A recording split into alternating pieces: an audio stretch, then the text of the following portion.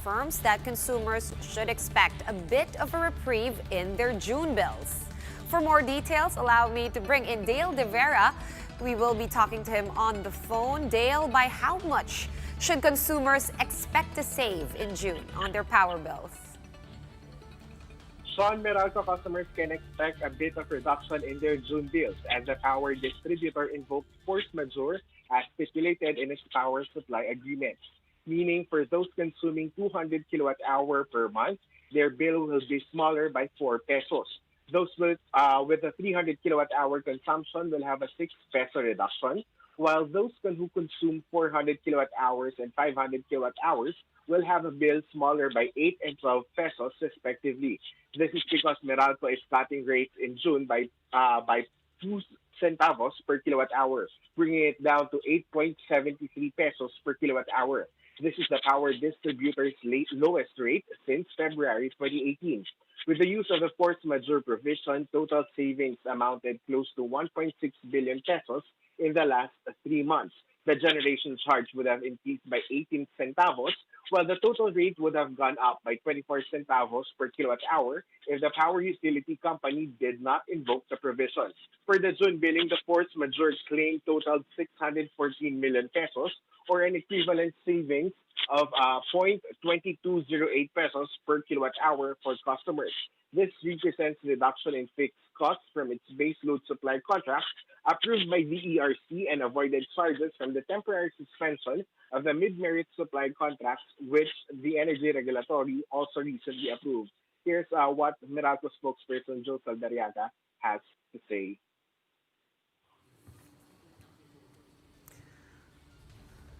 Namin in-invoke itong force majeure claims, generation charge and the total rate would have increased by 18 centavos and 24 centavos respectively from last month's rate.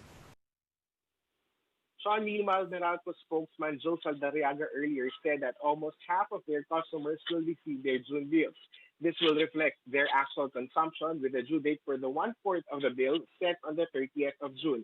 Sean, also just to add, Meralco reiterates that disconnecting customers who will fail to pay is not their priority at the moment. Saldariaga said that they will make sure that there will be lights for their customers 24/7. Sean? Thanks for that update, Dale De Vera. Meanwhile, here are other stories we're keeping our eyes on. The Parañaque Integrated Terminal partially reopens today, accommodating some trips, including that of point-to-point or P2P buses. It will also cater to all trips coming from Cavite. The PITX, which is used by commuters riding buses, UV Express, and jeepneys in the southern Manila area, suspended operations in March due to the enhanced community quarantine or ECQ. Senator Risa Hontiveros calls for policy to address the maritime territory and heritage issues surrounding the West Philippine Sea. Hontiveros claims that China has established a research station in Zamora Reef and Cagitigan Reef in the disputed territory. Add to that her disappointment over what she says is the government's inaction on China's destruction of the country's maritime or marine ecosystem, amounting to some 200 billion pesos.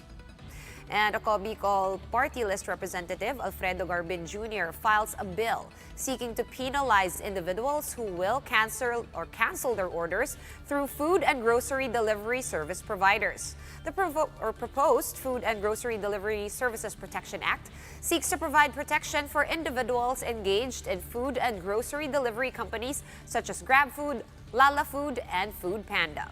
The measure also prohibits the cancellation of confirmed orders when the items are already paid for by the rider or in transit to the customer.